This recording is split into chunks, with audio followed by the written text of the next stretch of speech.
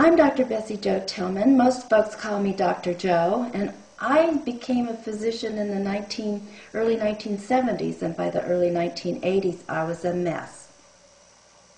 I didn't know why I was feeling so bad, but my gastrointestinal system was completely upset all the time. There were a lot of foods I just could not eat anymore.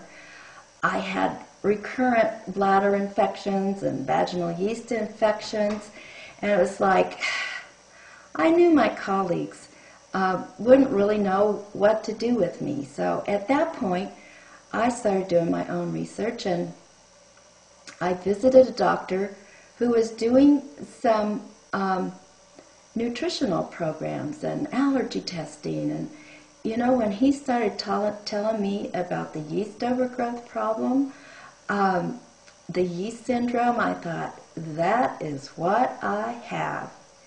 And sure enough, I did. I had terrible yeast overgrowth.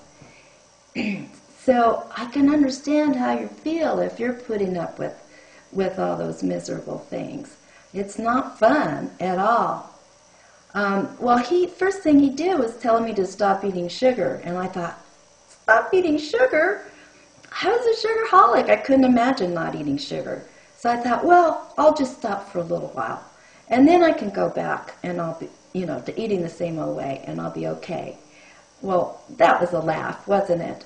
It's like, that was what got me in trouble in the first place, eating all those sweets. I mean, I ate healthy meals too, but I ate a lot of sweets along with that. And plus, I'd had antibiotics and pregnancies, and I'd had prednisone now and then for poison oak, and it was like, I had taken birth controls. I'd done all those things that upset the body, upset the normal organisms in the body, and caused yeast overgrowth.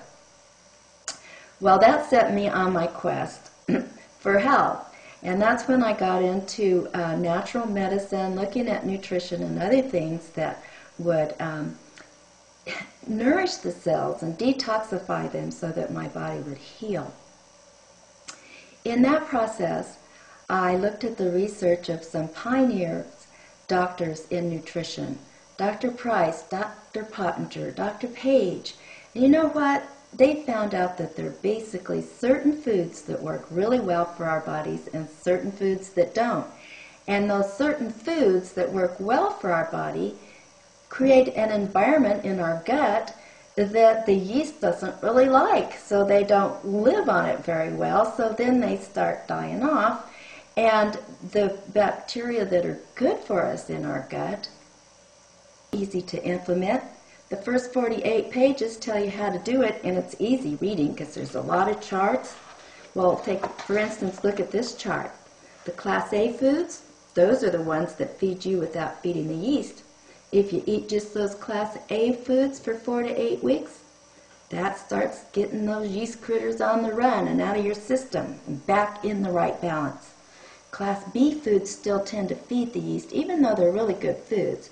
But once you've gotten through that first 4 to 8 weeks on the Class A foods, you can start adding these Class B foods back in gradually and see how you do. And you know what? You'll love eating this way. I love eating this way. It's so tasty, and it just makes my body feel good, and I love all the beautiful different colors of food we use that make the meals look so gorgeous. The second part of the cookbook is some more help on weight loss. Most people don't even need that part because once they implement the eating plan in the first section of the book, the weight just comes off naturally or stabilizes naturally. And the third section of the cookbook is just wonderful recipes. All of these recipes are wonderful for a yeast-free diet, for a diet that feeds you without feeding the yeast. So if you would like to know more about this eating plan, please join us at naturalhealingcookbook.com. That's where you'll find out even more recipes. You can try some of the recipes that are posted there, and you can find out how to get a hold of this cookbook if you'd like to have it. I'm so glad you joined me. I hope we get together again real soon over these dining table chats. So long.